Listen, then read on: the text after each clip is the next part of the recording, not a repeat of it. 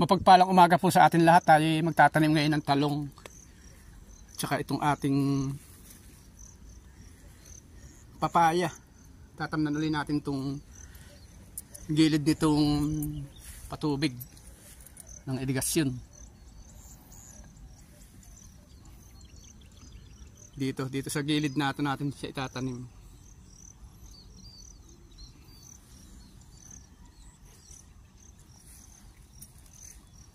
Dito, ito yung snake road dito yun. Ito yung ating palay.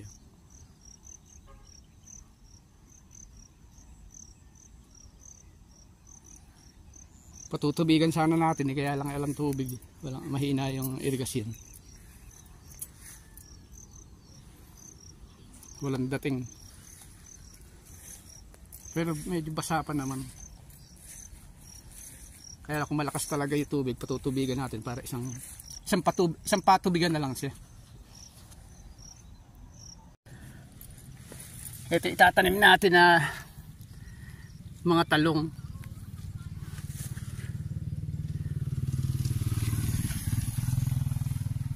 Bali 37 na puno siya.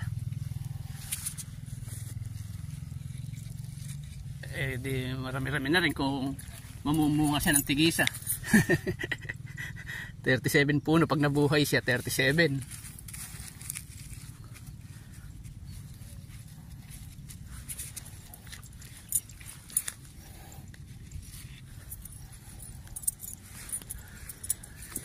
Bali 37 na yun. Ang halaga niya 100. Kung isa-isa bibilin mo 3 daw yung isa. Kaya ito parang medyo may discount na. Kasi ang ibinigay niya 37. Doon sa may simbahan ng San Jacinto, sa may Tagliran, doon ang bilihan ng mga itatanim na mga gulay. Ganito na siya, malulusog na ganito, hindi ka na magpapatubo. Pero pagkakon baka dagdagan pa uli natin ito pag meron pa.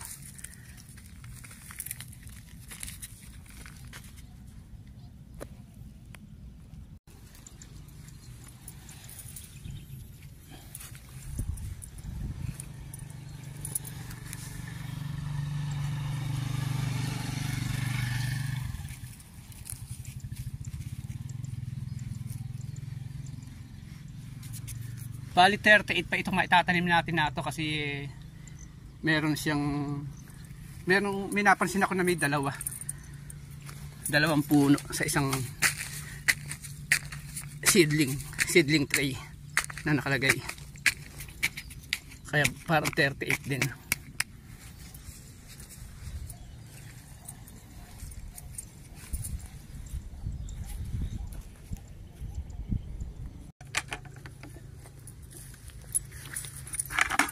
Tapos na natin itanim.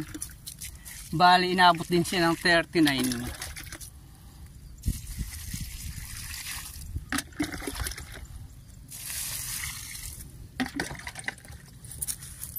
$39 puno siya.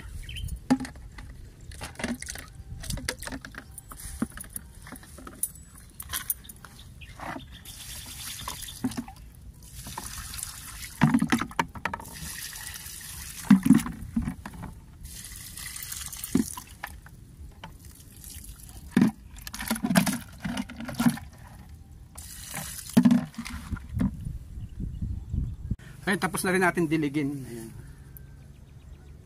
Ayun yung itinanim natin na una na mga sili. 3 lang yung sili natin. Ayun. Pagkakon dadagdagan pa natin itong talong. Ito yung kauna-unahang siling tinanim natin na mamulaklak na.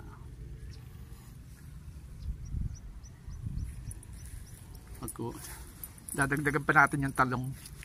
Sa susunod na linggo bibili ulit tayo. Siguro ganun pa uli karami.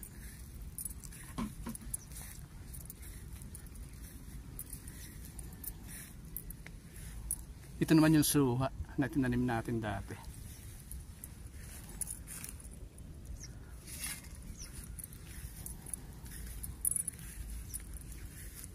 Pag nabuhay siya lahat, edi ayos. Ayan, hanggang dito lang yung natamnan natin.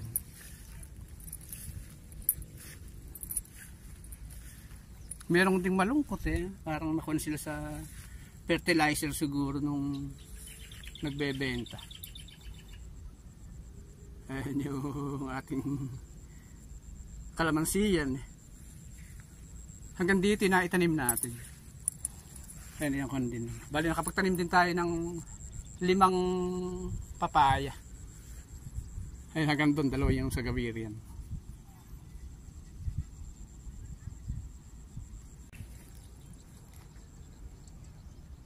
Ayan yung muyuko natin, palay natin.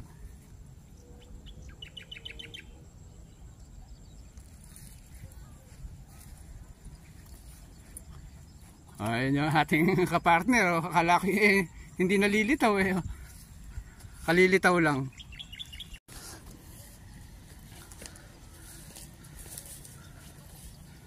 Lilinisin natin ito. Tatamnan natin ito ng okra para medyo marami okra natin.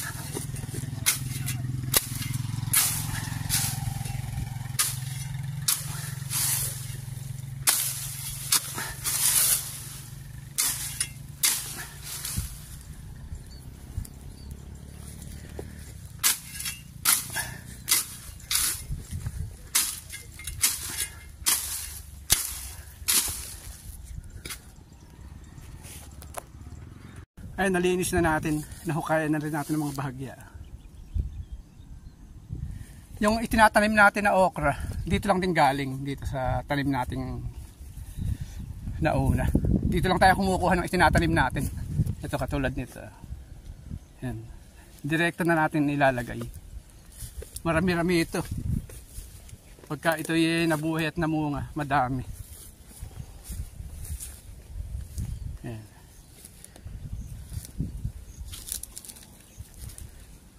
Mainam siguro dito spray natin ng pangdamo.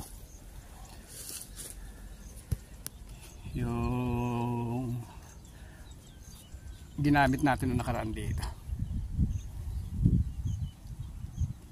Medyo mahina lang mamunga yung mga papaya natin.